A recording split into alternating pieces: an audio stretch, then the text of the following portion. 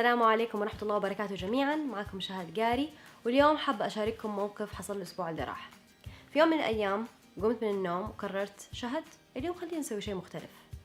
فاللي عملته قلت خليني أرسم في لوحة. لي فترة ما عملت ذا الشيء، وحشني الجانب الإبداعي فيا من دي الناحية. خصص لي كذا مكان يا سلام في الصالة مرتب، قلت يلا خلينا نبدأ. حطيت اللوحة، حطيت الألوان، حطيت الفرش، رتبت كل حاجة، ويلا بسم الله مسكت الفرشة وأحطها في اللون عشان نرسم. بعدين فجأة طلعت زي كذا قلت بس الألوان ترتيبها مع بعض مو حلو، مو كويس مع اللوحة، قلت خليني أرتب المكان أكتر.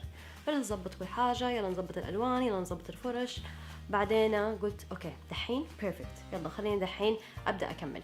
مسكت الفرشة مرة تانية وجاي أغمسها في اللون. بعدين طلعت زي كذا قلت أنا كأني ما شربت قهوة على الصباح، خليني أقوم أعمل لي قهوة. فرحت سبت كل حاجة، مشيت على المطبخ، عملت لي قهوة ورجعت مرة تانية.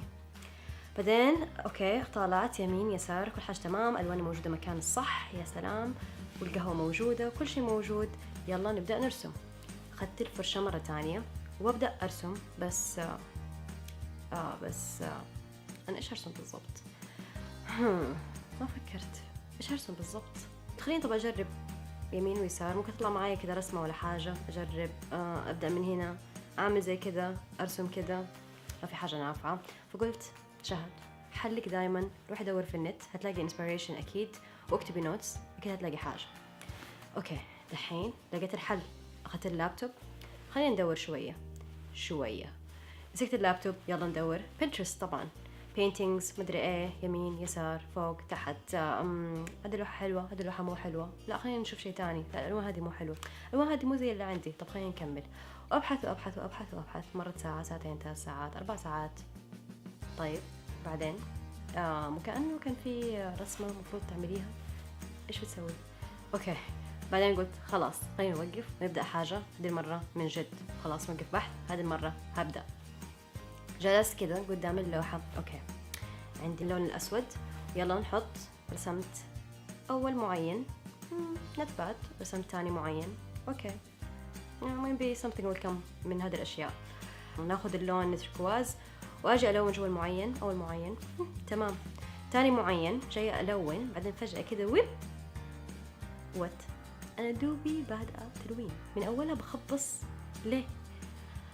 مسكت اللون الثاني وجالسة ألون من هنا حاجة يمين يسار، حطيت ألوان، جربت حركات بالفرش.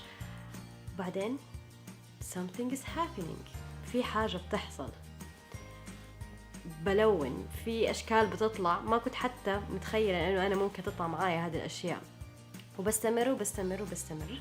فبعد ما خلصت تلوين أطالع في الرسمة actually it's not bad. يعني أنا كنت قايمة الصباح متأملة إنه اليوم هرسم رسمة فظيعة. إحنا عادة لما نبدأ مشروع نبغى نبدأ ونعمل المشروع المثالي، لازم يكون كل حاجة مثالية فيه. من كثر ما إحنا بنسوي مشروع أحلى وأفظع من كل المشاريع عملناها من أول، نصير إحنا خلاص overwhelmed، يصير عندنا المشروع يقلب هم على إنه يقلب حاجة ممتعة ممكن نسويها. فيصير حكاية إنه نبدأ المشروع بتخوفنا. فمثلا ديدلاين يصير يتأجل، عملية البحث تصير تتأجل عشان إحنا بس ما نبى نبدأ في المشروع هذا، خايفين نبدأ ونشوف إيش هيحصل فيه. خلاص لما نيجي نبدأ المشروع نحط لنفسنا حدود مرة كتير، ما نبى نغلط، نبى كل يوم يكون نعدي مثالي في المشروع هذا، نبى نقوم الصباح بتسمين وننام بتسمين والمشروع يكون فل شمعة منور. بس في النهاية لما يحصل غلط نجلس في حالة شوك، يا الله كيف المشروع هيكمل، ايش هيحصل بالضبط وما ادري ايه. بس اكشلي تعلمته انه الاغلاط هذه اللي تحصل في المشاريع هي اللي بتعلمني اكثر حاجة. هي بعض الأحيان تكون المحور الانقلابي حقي، إنه مشروعي يصير حاجة مختلفة تماماً بطريقة مو إنه سيئة، بطريقة إنه مرة كويسة يعني. فدائماً ابدأوا المشاريع، لا تقضوا وقت كثير إنكم تخططوا لها ولا تضيعوا في عملية البحث المشروع. لاحظت إنه المشكلة إنه أيوة ابحثوا، بس لا تخلوها يعني عملية البحث طاغية على كل مراحل المشروع. هي مهمة صح، بس يعني أهميتها كأهمية إنك تبدأ المشروع، تعمل حاجة. الحركة بركة في النهاية، إنه بس ابدأ يعني حاجة بإيدك، أعمل المشروع هذا. في النهاية العبرة من هذا كله إنه ابدأوا المشاريع اللي أنتوا حابينها، لا تكونوا overwhelmed بفكرة إنكم تعملوا المشروع المثالي. هل في مشروع مثالي؟ ما أتوقع إن في مشروع اسمه مشروع المثالي. ولا تخافوا انكم تغلطوا، اغلاط هي اللي بتعلمنا. وكده نوصل لنهاية حلقتنا، وحابة أفكركم اعملوا لي سبسكرايب في القناة، شاركوا هذا الفيديو إذا حاسين أحد هيستفيد منه بالناس اللي حواليكم، وعملوا لي فولو في انستغرام في حسابي للتصوير وحسابي اللي شارك في هذه المشاريع. وحابة أقول لكم أشوفكم وقت ما أشوفكم، وإلى اللقاء، مع السلامة.